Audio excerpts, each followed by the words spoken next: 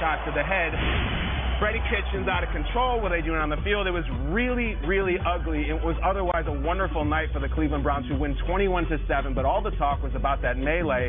And here is the man in the center of it. First, Myles Garrett discussing what he did. What I did was foolish, and I shouldn't have allowed myself to slip like that. That's out of character.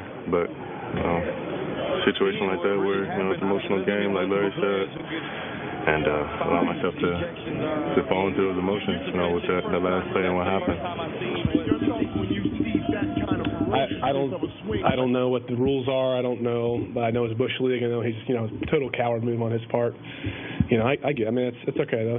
I'll take it. I'm not going to back down from any bully out there. So we'll see what happens. I don't know. Presser will bring you that side of things. Looking at Ian Rappaport now. Unfortunate end to the Steelers-Browns game. I'd like to be talking about how Baker Mayfield found some life out there for a second week in a row, but instead we're talking about repercussions for what transpired last night. What do you got?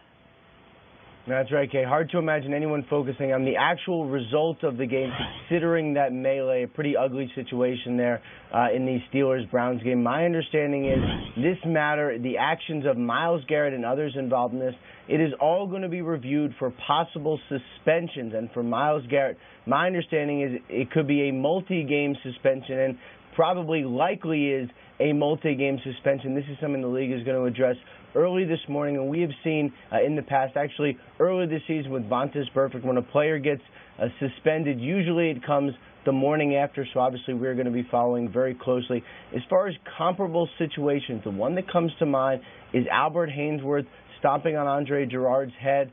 It was a 5-game suspension for Albert Haynesworth. Wouldn't be surprised if Myles Garrett ended up with the same thing. And we've seen reactions from all different people, including several involved. Baker Mayfield, as you mentioned, saying right away in his post-game interview that it's something that's not acceptable, and essentially saying Myles Garrett is going to be suspended, and sounds like he has a pretty good chance of being right. It was worth noting the reaction from Mason Rudolph's agent, Tim Younger, tweeted very, very late last night. He essentially said, tonight could have had a catastrophic ending, and he said the matter will be reviewed thoroughly. Younger is a lawyer, perhaps taking a look at reviewing legal action against Myles Garrett. Obviously, we're going to take you through all of the ramifications of this throughout the day. 3 players ejected, a couple of injuries in this one as well. Thank you, Ian, for joining us this morning and clarifying what could be happening, and we'll be following this on NFL Network all day long. Back here in New York City on Good Morning Football. Nate, what did you see in those final 10 seconds or so? I saw Myles Garrett lose his cool. I don't want to be dismissive. It was wrong. It was a ridiculous action. It was described as, I believe, barbaric by Aikman. I don't know if I'll go that far. But I have seen that before at practice. I've seen it in games. It's one of those things where when emotions are so high that you actually lose every sense of who you are. From what we know in Myles Garrett, this seems completely out of character. And that's exactly what Myles Garrett said. Should he be suspended? Sure, 100%. Should we look at Myles Garrett as a villain? No. We've seen fights happen before on the field. We've seen guys recover in their career, and he will be just fine. He's apologetic about it, and hopefully this never happens again. Browns hadn't beaten the Steelers since 2014. They have never beaten the Ravens and Steelers in the same season. They did all that last night. All that's squandered. None of that matters right now. This morning we're talking about this play that we're watching, and we're talking about the horror of this incident. It's horrific, Kay. It's a low moment for the NFL, and it's a terrible moment for the Cleveland Browns. I want to turn the page and say, what now? Because they have a chance to turn this around, and you can come out and be apologetic and come out and get in front of this and say, I lost my cool. It'll never happen again.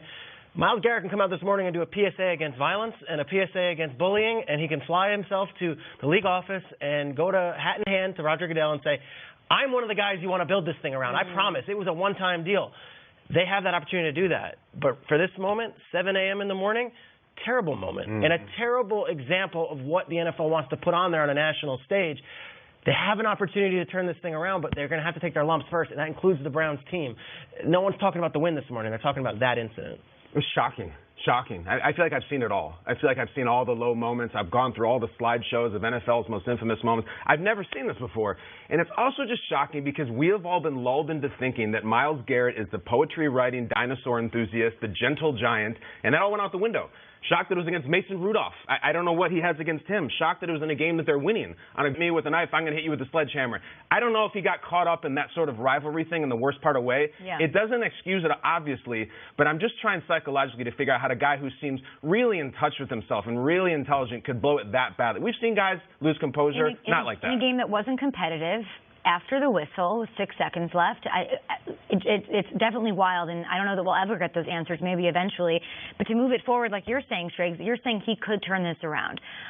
Is that true? Like, is this always going to be, Nate, as Kyle puts it, a tattoo on him? When we think of certain players, and I'm not trying to lump him in with players who have priors, who have rap sheets like that, but like even when you go on Twitter right now, people are pulling up minor infractions that Myles Garrett has done on the field. Like, look, he did this too, and they're blowing those things out of proportion because of this. And everything that he's involved in after this is going to be looked at differently, right? Yeah, let's be careful with, loaded words like priors and rap sheets. I know you didn't mean to say that, but he has a strong resume. This is an individual that hasn't been in the face of any ill-doing in the league. Yeah. And I'm glad you asked the question and phrased it that way. Will this be a tattoo you can wear forever?